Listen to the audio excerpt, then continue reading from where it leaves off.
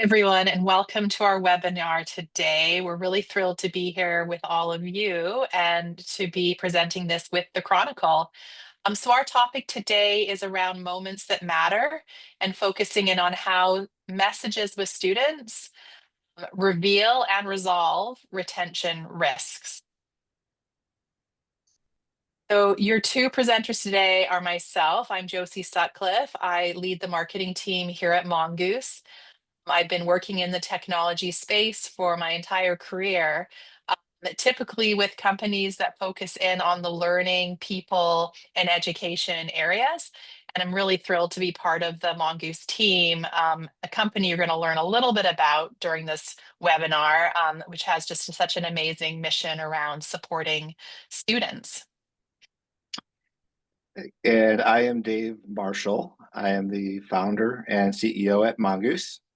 And this is my second ed tech company that I have founded. My first happened when I was in college many, many moons ago. And kind of my reason, the why behind I start these companies is when I was young, I had a severe stutter that limited my ability to communicate. And so I have a real passion for developing solutions that allow people to communicate better and with more empathy. And so that's the why behind Mongoose, and I'm thrilled that we get to present you what we're up to, and hopefully there'll be some real nice takeaways for you all as well. Great. So just a few quick FAQs. So all of you have access to the chat, so please use it at any time. And in fact, you can practice right now by entering in where you're joining us from, your institution and your city or state. We can get a sense of where you're all coming from. You can use the chat throughout the session. Really hope there is some conversation happening there. As well, there's a Q&A that you can use to drop in any questions. We'll keep an eye on those throughout the session, but we'll also make sure we save some time at the end to look through and see if there's any questions we haven't gotten to. This is being recorded and will be shared with you after the webinar. And if you're on social media, on LinkedIn, please engage with us. We also post a lot of great tips and information on our LinkedIn page for Mongoose.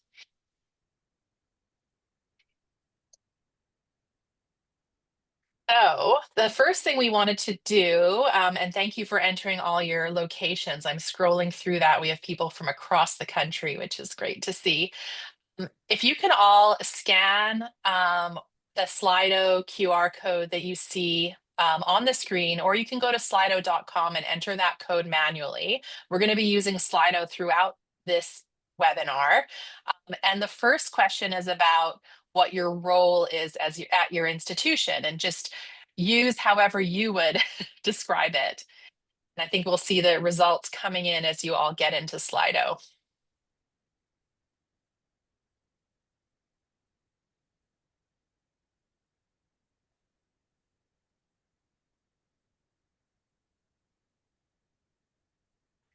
Right, any trends you're seeing there, Dave? All in this this combination of student success, advising, academics. Every institution has their own flavor of how they mix those things together. And that kind of was my expectation with the content that we put together today. So I'm relieved and thrilled to see these types of titles. Great. Yeah, it's really just an example of all the different roles that support student success and the different ways we refer to them, but ultimately are all there to help students move forward and achieve their goals.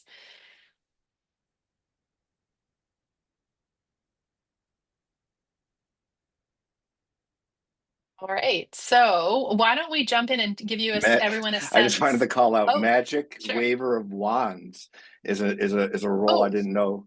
Maybe everyone and could kind of have that role right here.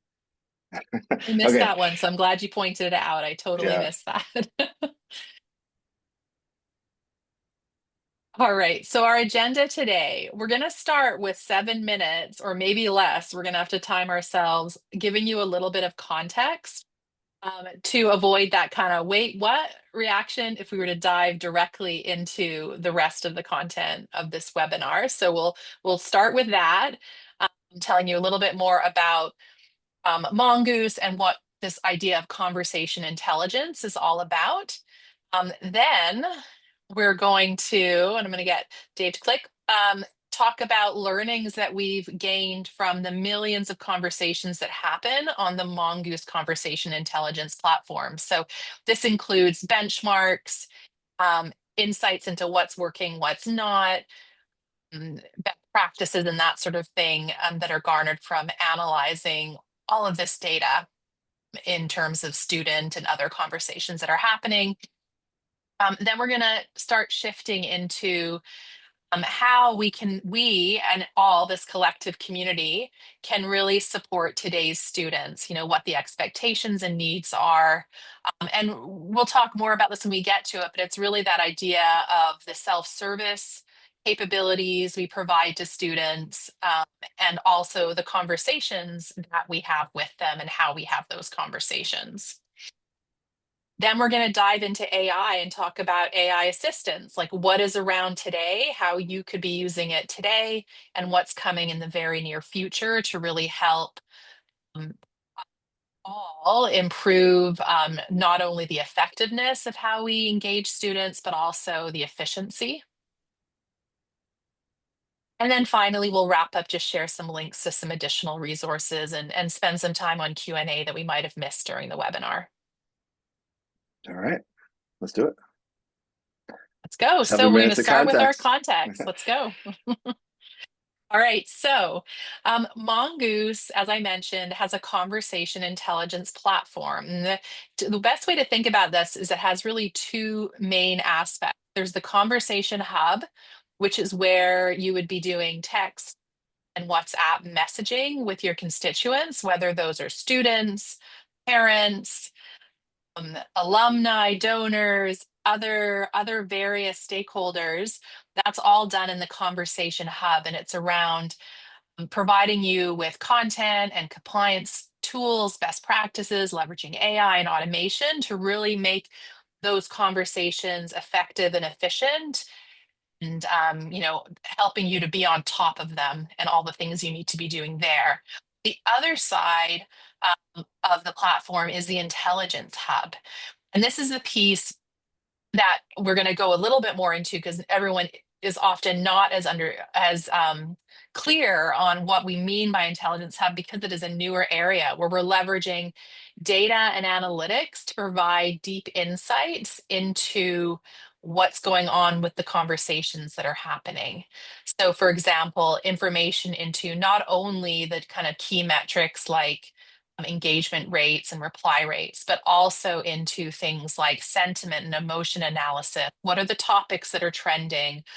What are the content or the conversation resolutions looking like? What are the levers that we can change or improve to drive better student results? All of that is happening on the Intelligence Hub Performance Insights side. And then, of course, there's integrations support. Think of Mongoose as a conversation platform that sits across all of your different systems at your campus and integrates with them, pulling in data from your CRM and SIS and so on. And this is just a slightly deeper dive into what we mean by conversation intelligence, giving an example of insights into resolution rates, topics, sentiment and emotion. Is there anything you wanted to add there, Dave? Yeah, we've been doing this for 10 years now, and we started as a very transactional, the ability to send and receive messages. And working very closely with our clients, we found that the real driver of outcomes is in conversations. So we started to group them up by conversations. And then with AI, we've been able to analyze the conversations to give our clients better insight, and to make their day-to-day lives easier, to support those students. So when we do these webinars, we kind of always ask, like, could you see just a visual for like what it is? So that's why we put this here. And Josie referenced this, but we all know that um, higher education is notoriously and often really siloed, and it creates an environment for the student that as they move from prospective student to an applicant to deposit to they matriculate and then they're on campus and there's all these different offices with all these different information systems and different vernaculars and different goals, and it really creates a disjointed experience for the student. And also, it's tough to report as to across systems. So our platform, just from a point of reference, integrates with all of those, whatever the technology system is in each of those teams, all at one time to provide a consistent layer across the institution. And we currently work with just, well, a bit over 1,000 institutions. Like I said, we've been doing this for over 10 years now. And there's a really representative breakdown there from 2-year, 4-year, public, private, online programs. And so we've been able to we've been fortunate that we have this really interesting and fortuitous perch that we get to look at what's working from a student engagement perspective, and we get to see what's working by school type, and we get to help clients leverage best practices not only for their institution type, but often we're telling them what other teams at their school are doing and what can work here. So this slide is hopefully not really a flex for us. It's more intended to the data that we get from all of this, we can mine and really help our institutions know how well they're doing and where they can improve. Great. Yeah. So one of the benefits also of working with all those different customers across different types of institutions is we get to hear firsthand about their experiences in their roles at their institutions and really get a sense of what the themes are, what the trends are. And so this slide really captures the summary or themes that we see in discussions we're having with people that work in the student support, student success, persistence, advisement space. So the first area is around how to scale student support. You know, advisors being asked basically to do more with less, you know, larger caseloads, increasingly diverse student needs, and so on. So that's one really strong theme we need. The other is around the experience for students being very fragmented. So students are being asked to go to lots of different systems to find information, and there's a lot of confusion and almost a sense of chaos that can occur from the student perspective that then the advisors experience. Then all of the kind of services that seem to be hidden to students. So just a general lack of awareness of students about what help exists, what an institution can actually do to support them, and how and where to find it. You know, and that's made worse by any kind of communication gaps that might occur. Um, then just the nature of the processes that happen within an institution. They can often be quite manual, lots of different steps, different people involved, and as a result, fairly inefficient. And this relates in particular to tasks that are actually quite routine and are repeated frequently, but staff still need to do them manually. And so that becomes quite a burden, taking team members away from the higher value work that they would be doing on more complex issues with students. And then finally, the sort of disconnected reality of all the different tools and data that's used across a campus, you know, those silos systems that really hinder um, consistent experience for students, and also can impact the level of personalization that can be happening when we're doing outreach to students.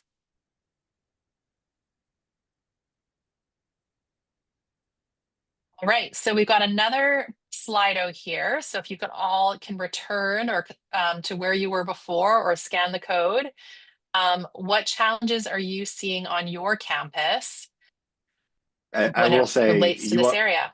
yeah, you will be able to enter more than one because I'm going to guess there might be more than one challenge for your institution. Mhm.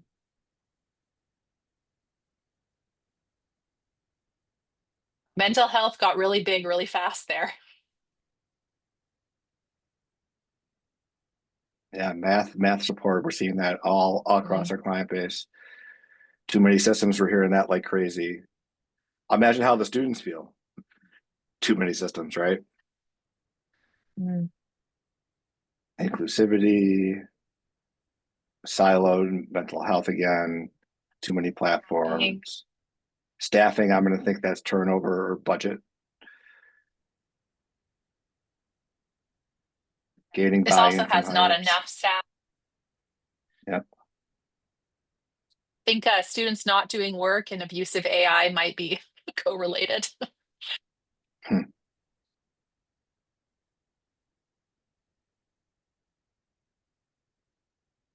Customer service experience isn't great totally. So like that's a big theme that we're going to address throughout this presentation. That students, well, we all are so used to everything being easy in our lives, Amazon and Netflix, and then we get to, I don't know, education, and it's such an important thing, and it's just so tough. Enrollment and Yeah, well, let's retention, see. This is where the magic wand would become really handy to have. I'm sure. Soft Work-life skills, balance. That's a good one too. soft skills. We're going to talk about that. Amazingly and ironically, AI and technology can help with the soft skills and empathy, and I'm really excited Mhm. to show you how that is because we're seeing that as a theme across our client base. Not all staff members at all institutions are really good empathetic communicators. Budget, yeah. Mhm. Okay. Thank you all so much. There's two more typing. There's four more typing. I don't know if you can see that in everybody's view, but I see it on mine. So we'll No, wait a little it bit. just you can. Yeah. Okay. Instructor not Lack of equipped to student spirit. triage. That's interesting. There was an article in the New York Times recently about helicopter parents going to school, or actually maybe it wasn't the New York Times. I'm trying to remember now. I was just reading it yesterday. And some examples included parents showing up and taking notes in the class, which blew my mind. I have a story that I won't go into about one of my son's friends' parents. I couldn't believe it. I was like, how is this person going to exist without them? Thank you guys Yeah. so much. Let's go. So we were as we were talking about, the client base that we have and how many conversations that we have, we are able to analyze those conversations. But like, so this is to show what kind of data that we have, what the ingredients to make the cake, right? That we can look at 100 billion plus conversations. Like I said, we Mongoose integrates it into the CRMs and the ERPs and the success platform, so we can actually get some data for reference there. We import iPads so that we can do it by institution type, by geographic location, and we can look at all of our other clients and how well they're doing a smart message versus a one-off. And within each conversation, we are able to allow AI to tell us, hey, was this conversation resolved? Right? Like that's really helpful. What emotions are we seeing within this conversation? What are the key topics? What are the overall sentiments? So these are all the ingredients that we get. to really give our client institutions a window into what's happening via the abstract said. Let's learn this from the messages from the students themselves, where so that we're not having to rely on anecdotal staff members saying things that they feel or that they think. We can look at what's actually happening. Yeah, and actually the last one on that slide, Dave, if you go back one step, just the last point is also worth really emphasizing. When you think about how we can all individually improve how we interact with students, having insights from what's working and what's not across thousands of users and millions of conversations can add a ton of value. And of course, with AI, there's the opportunity to train AI on this and really help AI and other tools support that. That's great. So when I clicked past the Slido thing, I skipped over this slide. So this is we're now in section 2, learnings from millions of conversations, and then this is like how we analyze the conversations with all this data. And one thing that's been apparent, one of many things that's been apparent, that we've seen time over time, is that advisors are a really key bridge in between the aspirations of students and the institutional outcomes, and that very often advisors are at the heart of student persistence and success. I say advisors, it blends in with student success coaches too. Often they're one team together, they're separate teams, they work together, sometimes they don't work together. And the institutions that tend to be more successful and the individual success coaches and advisors that tend to be more successful create the environment where students have built trust with the advisor or the success coach, and those students are then more likely to complete their programs for a lot of reasons. And we've also seen that advising is most effective when it's paired with empathy and deep human connection, because we're all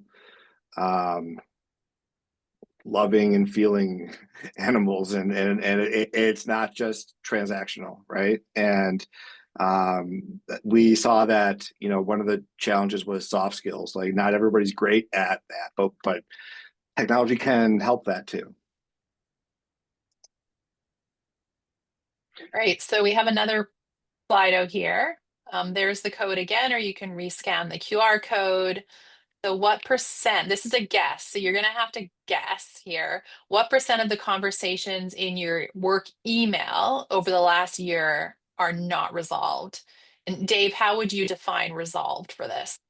Sure. So we're talking about email here just to get our heads around what resolve means.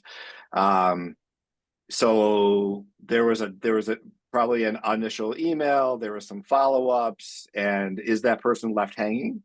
Or they don't always have to say, yes, I have all the information now, thank you. But AI can look at all of the context and be like, was this resolved? Did somebody get back to this person? Is it hanging? And when I love to ask clients and prospective clients this question, because it's like, I don't know. I mean, some people archive.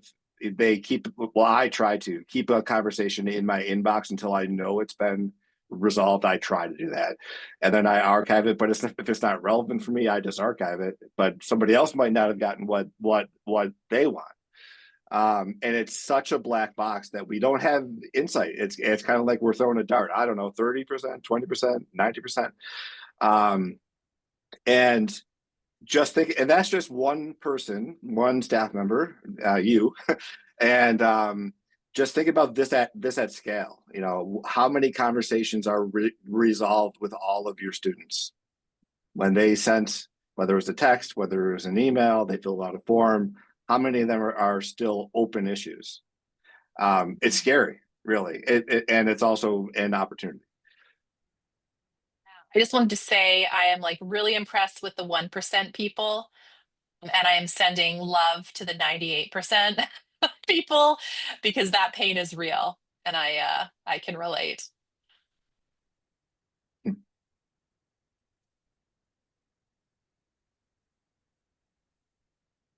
So when I mentioned that we were able to look at over 100 million conversations across all of these different institution types, we were able to analyze of those conversations which ones are resolved and which ones aren't. And what resolved means, it doesn't mean like, did they write back, yes, I have all the information now, thank you. It's AI can interpret that and say, yep, this is resolved, or this isn't.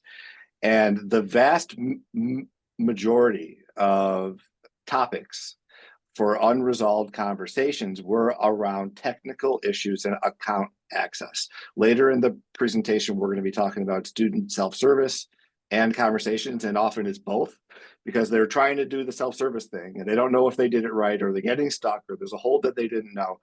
And it's not like they go to IT and open up a support case. They don't do that. They email their advisor, they email their success coach, or they text them, or, you know, and all of this is just like, there's so many unresolved conversations here. And prior to, gosh, the beginning of 2025, our clients, or mid 25, didn't have the ability to know which conversations were resolved and which ones weren't. So it's such a massive, like, oh my gosh, now we can actually know that and we can focus on them first.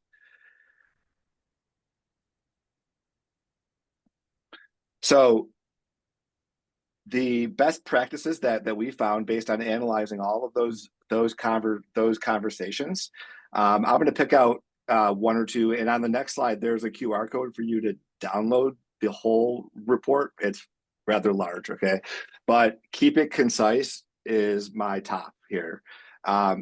Under 150 characters is actually really hard to do. But that first initial message to us students should be so clear as to like what you want them to do and what the call to action is. After that, there might be a need for much more length in the once the conversation starts. So keep it concise is going to be my top one, and then the second would be mental health and support response strategies. That when you download the research that we're going to have on the next slide, I think there's a big, you'll read about, there's this big gap where students are exhibiting mental health issues where they need help, and there's not a really good, you can like prompt them to, well, go over here or call this office if you want, but that handoff tends to be pretty messy. So if your institution can get that down and improve in that area, that would be huge. Josie, Yeah, what do you think?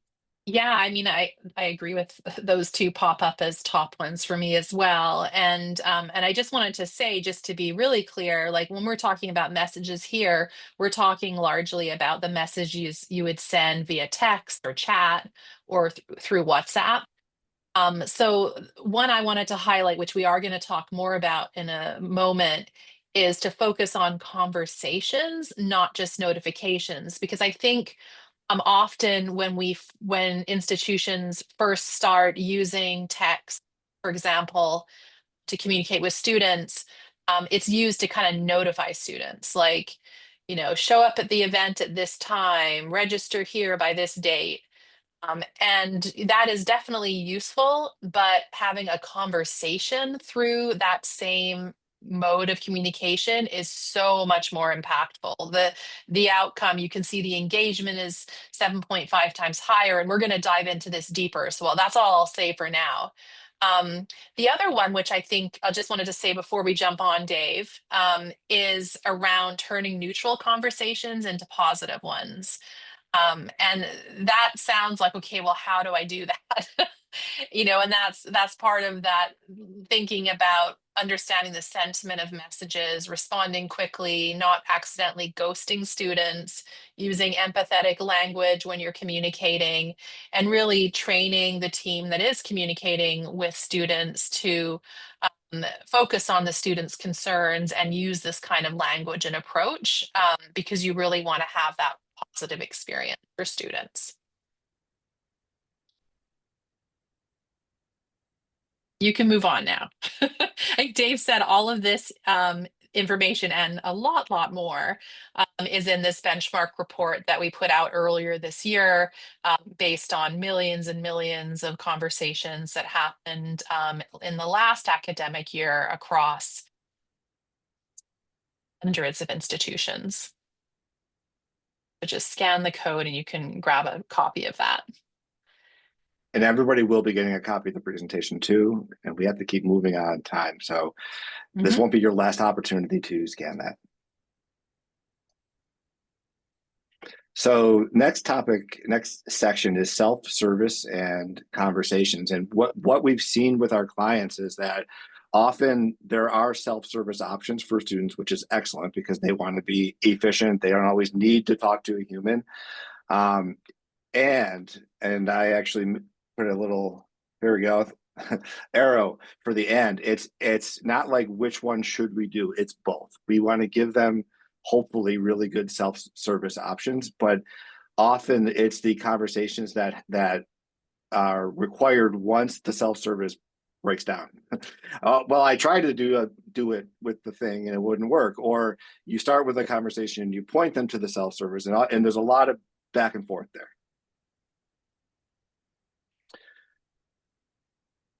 So we're going to start to talk about conversations on campus. So sorry, Josie. This one is a really interesting way to think about it. How important are genuine conversations at your campus? So if you would like to scan the QR code or go to slido.com and enter that code, you can.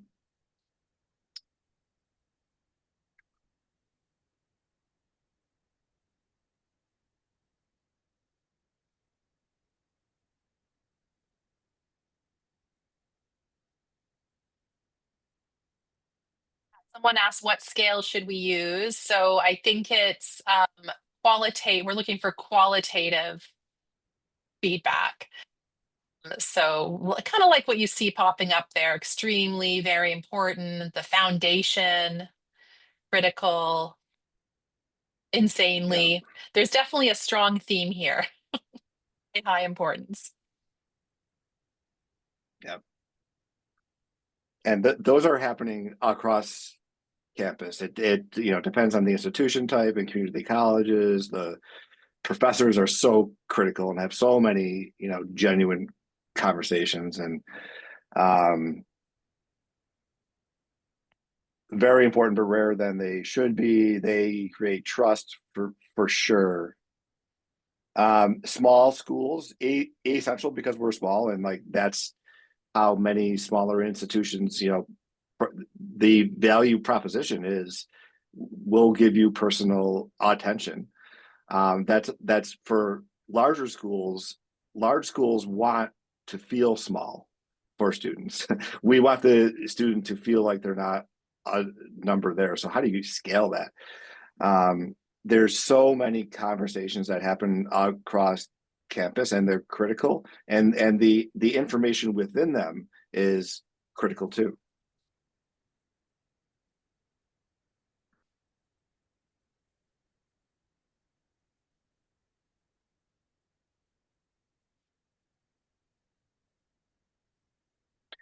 So how can we have better conversations? If genuine conversations are critical, and face-to-face is one way to have them, messaging is another way to have them. Often many students report being more willing to be vulnerable when they're messaging than when they're face-to-face. But right now is a cacophony on campus where there's so many. They're getting a notification from this, and they're getting an email from this, and it's in the portal that they don't log into. And it's I want to kind of ask us all to have some empathy here for the students and the staff. The staff often don't have really good tools to have conversations. They have their email, and that's a great tool for the staff, but the students aren't as responsive. And then they have CRMs and student success tools that often don't have really good communication tools. So I just wanted to think about the empathy that we need to have both for the staff and for the students here. Yeah. Oh, this is you, Josie. Yeah, but feel free to add, Dave. Okay. I think that students today really do require this like instant response, instant clarity, instant answers. It's what they have been trained on through all of their apps and experiences online. You know, even when you think about the Netflix experience, which is tailored to them, Amazon experience, it's tailored to them based on what they've looked at in the past, YouTube, and so on.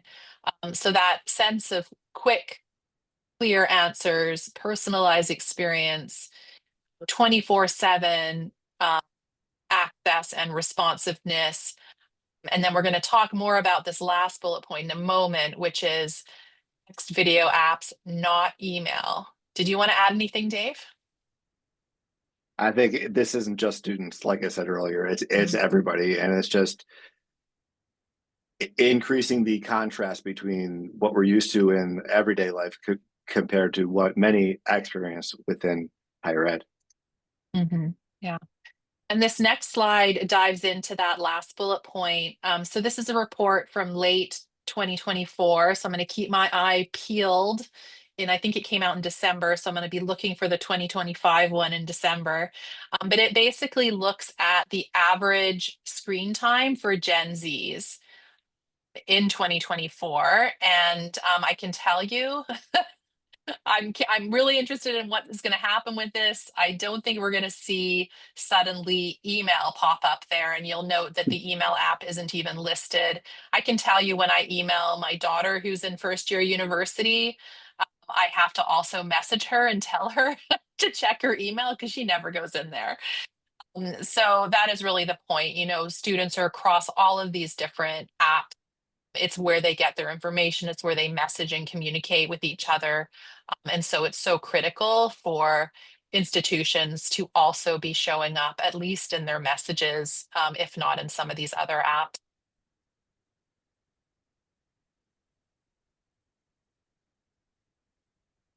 Um, so when we know that this is where students are most comfortable, and then this is where students spend the most of their time, and then we think about many institutions uh, having, I'm going to exaggerate a little bit, have an email mandate that emails how we do everything, right? But the students like, but I'm not there. It's borderline unethical to not talk to meet students to where they're at. It's about equity. It's about fairness. It's about including everybody, and not making them be the ones that jump through hoops to be able to talk to your staff.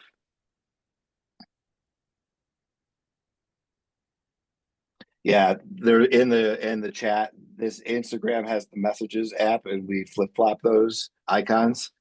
Andrea, you have an eye for detail that I love. Thank you for putting that in the chat. You are correct.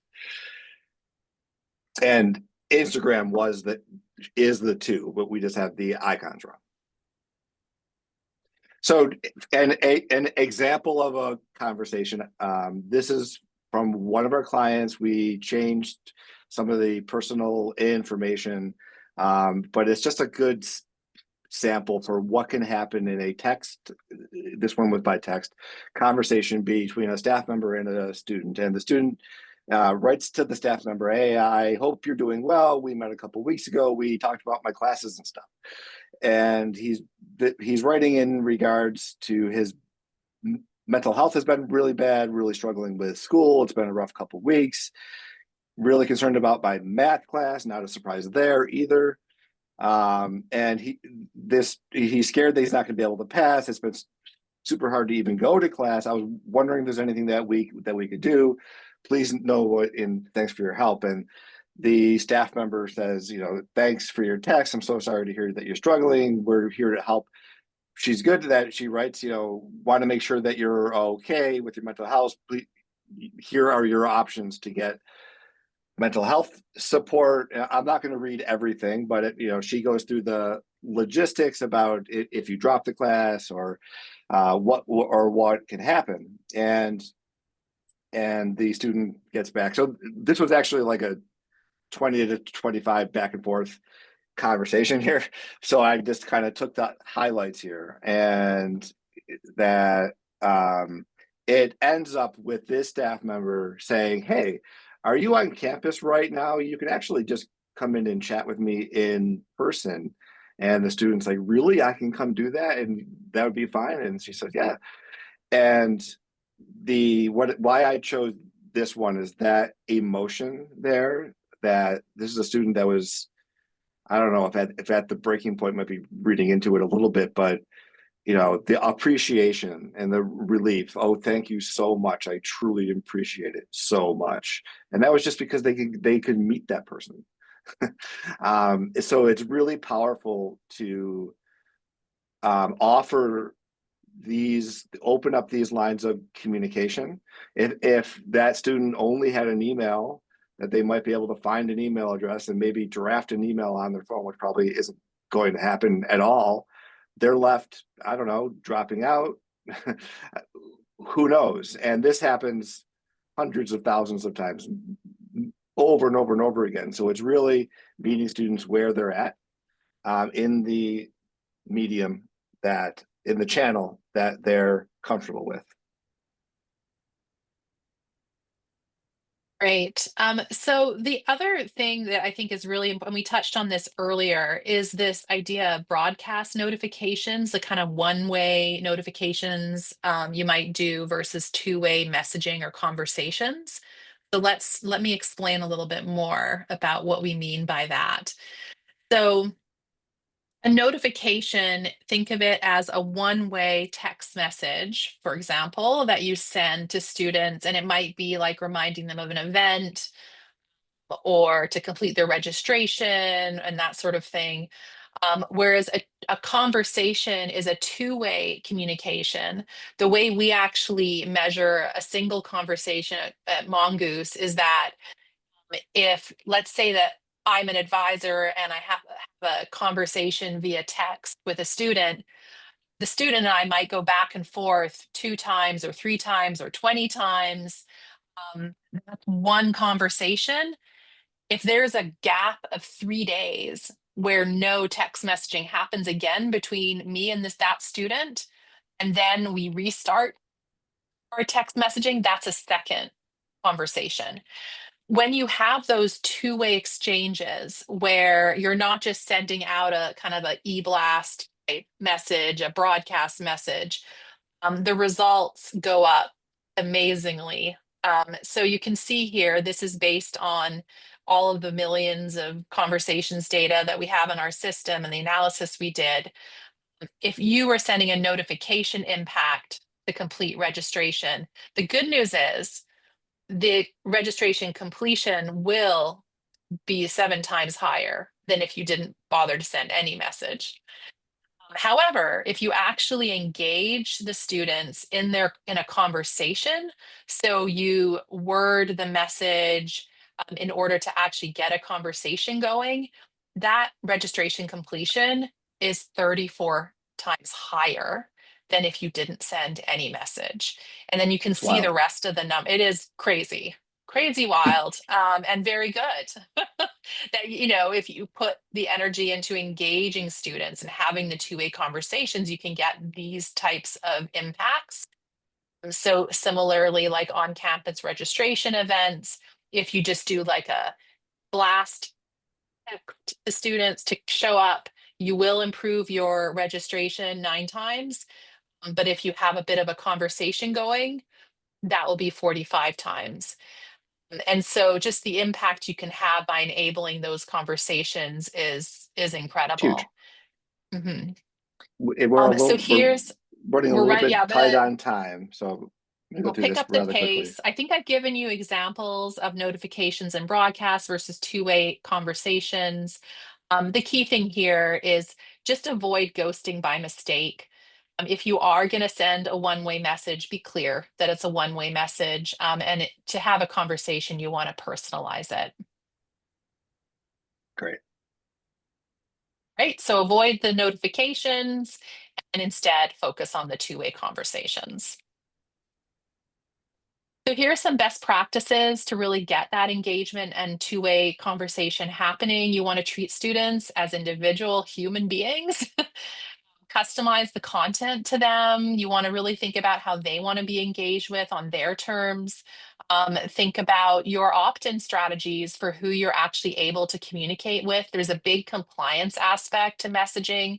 For Mongoose, we actually take on the burden of this for our customers, but it's something that you really do need to think about. And then, of course, you always want to have that human approach, and you can be human while using AI. And in fact, AI, interestingly, can help us be even more human at scale.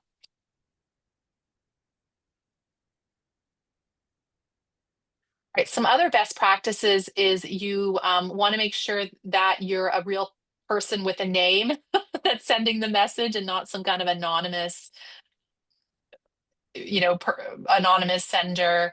Address the students by name if you can. You really do need to think about the tone you're using. We talked about being concise already, to the point, clear. This is what students expect, and it's what's gonna resonate and help them understand your message the most. Um, Really great tip is to ask questions when you send a message, and this will prompt an action. Like Mongoose has a capability called smart messages, which helps you do this in a more automated fashion. And I can't remember the number off the top of my head, but it's something like 7 or 8 times higher response when smart messages are used. And then, of course, have fun. These are students. Show your energy and excitement, and just be ready to respond. I think one of the biggest risks when you start messaging students is that you ghost them because messages are left unresponded. And so you just want to be aware of where your messages are at and to respond to them in a timely way.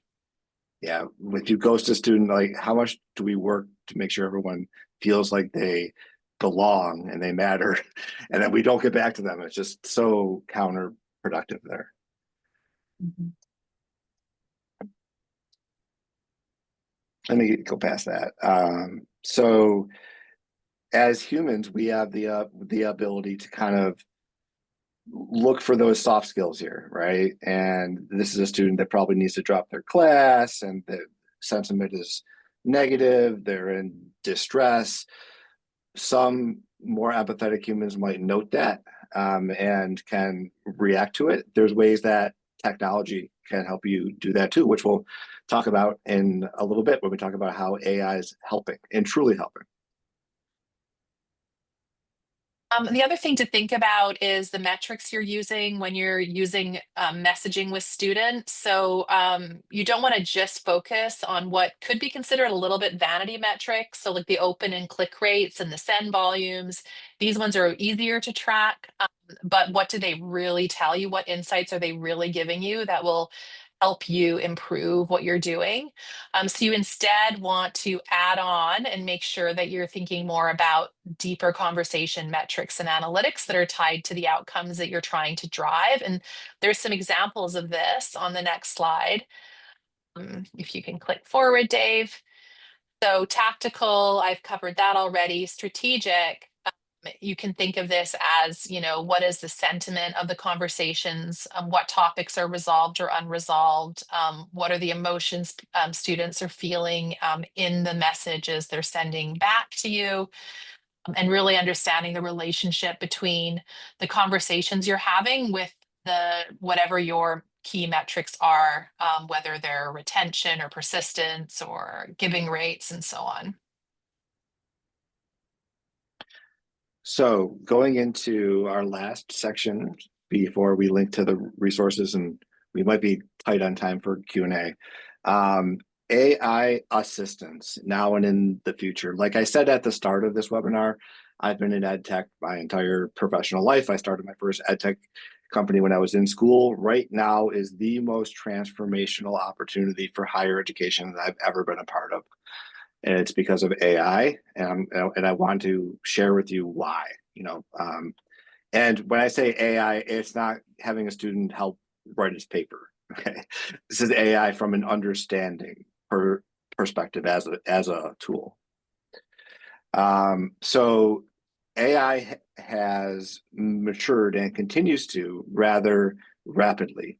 So we went from, let me fill in the blank for you, auto completes in Word and things like that. And then let me summarize this for you. You can give it a PDF, it's going to summarize, or you link it to an article and it could do that.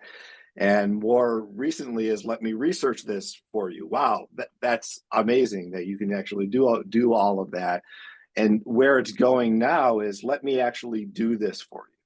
So a really obvious thing there might be if you wanted to research flights, it's like, do you want me to book it for you? Right. That can also happen in higher ed. There could be a question as to how do I get my transcript? Like I can do that for you right now. And it integrates with the systems and completes the transaction, right? And then finally is allowing AI to figure out what that person needs and how to make it happen so that it can do that for them. It's actually like a step ahead of the student, which can be really helpful. And so when we talk about that curve, that maturity curve, it's going up. It's like every day, multiple times per day. If you're into this stuff, there's a new model, there's a new tool, you can try this. It's like exponentially going up. And that can be daunting, that can be overwhelming. But the really good news is that the learning curve is very gradual. And it's just, well, just go use the tool. It's the same as the tool's been. You just ask it a new thing or have it do a new thing. So the learning curve that's only gradually going up while the capability is exponentially going up is wonderful. And for those of you that want to continue to kind of stay on the edge of what technology is going to let you do, don't assume that if the AI model couldn't do it on day one, that it can't do it on day 30. Like go back and try it again, try new things, be curious, be open, because it's going to be quite a ride in terms of capability and what outcome you're able to create with those capabilities over the next few years. This is a wonderful quote from one of our clients, and I'm going to go back so that people don't read it while I talk. One fear is that, well, AI seems impersonal and it's the human touch is why we exist. We're a small school. That's the value proposition, right? That we're there. That's true, but AI isn't the one that has that heart. AI is really good at being the hands and the head. So just let it do that. So this is a quote from one of our clients is there is hands, head, and heart work that needs to be done to help students achieve their goals. And our advisors really shine when they're doing the heart work. That's why we hire humans. That's why we decide to be in higher ed, because we genuinely care.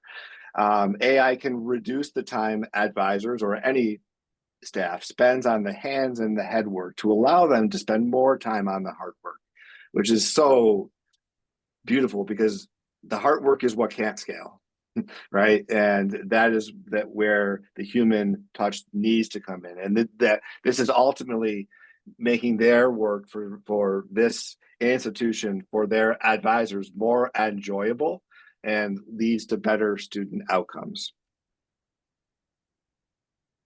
So when earlier in the presentation, we were talking about empathy here. And so this is an example text message. Student says, I've been trying to apply for housing for a while and even tried updating my info on the portal. Do you have any suggestions? The staff member that might lack soft skills. As I mentioned in our email, we'll be sending out invites soon, then you can access the portal. Like this must happen hundreds of times per day at every school. And that's what I've been trying to do. That's not good customer service, but with AI, and this could happen now with our tool, you just click the button and it can look at how the student's feeling and recommend a response for you and validate their feelings. Sorry you're feeling this way. That's frustrating, and help them that way. AI can really help you be more empathetic. The future of advising isn't like automation and getting more, assembly line things through the process. It's about allowing time, freeing time that we can be more human with our students, which is incredible. Um, AI can look at unresolved conversations that help prevent blind spots and missed opportunities. There's so many missed opportunities because of unresolved conversations, um, that it's just a wonderful, if you can analyze that and resolve those conversations, that'd be so helpful for your students. This is a screenshot of where our product's headed. You know, people can look at what's going well, areas of improvement. 30% of scholarship questions are resolved. I mean, 70% aren't. Well, why?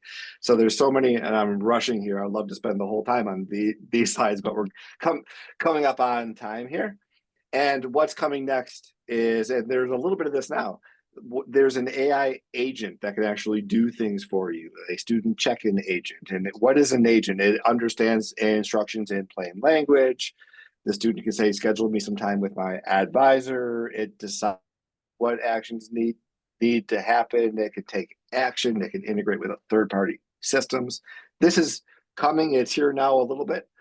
And so that's next. And then you'll see AI agents that we just talked about help supplement bench strength so that it can do the head and the hands work while the heart work's done by staff that's already there, right? So 3 minutes. Here we are, Josie. Great. So there's some resources here that you could download to learn more about what we've been talking about. Dave, there's one question I'm going to just pose to you in the last couple of minutes. It was someone earlier when we were talking about messaging students, someone who said, I text with students, but universities recommend using university email for liability and preventing blurred lines between students from and faculty. Did you want to comment on that? There was also a comment that was on Slido about getting the higher ups to understand, right? I'm not sure what the hang up is with the higher ups, but texting with almost any vendor that sells into higher ed is FERPA compliant. It's secure. It integrates with your CRM. So I'm not sure why that's happening at your institution. We have a ton of content at mongoose.com for you to kind of dive into and share with, and reach out to us, because the outcomes are just so much better from a mission perspective, not just a revenue one.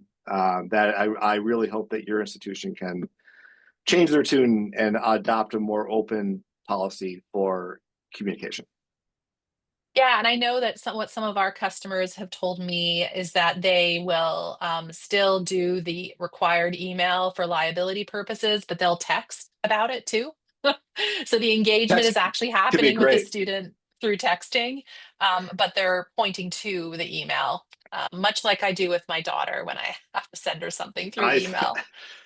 You can do that too. You can say, "Hey, we sent you an email here. Please check it. Let me know." All right, that really helps too. Right. Well, I think we're coming right up on time. We so appreciate all of you giving us an hour of your very busy days for this webinar. Please reach out to us anytime for more information. And thank you again. Have a wonderful day. Thank you, everybody, so much.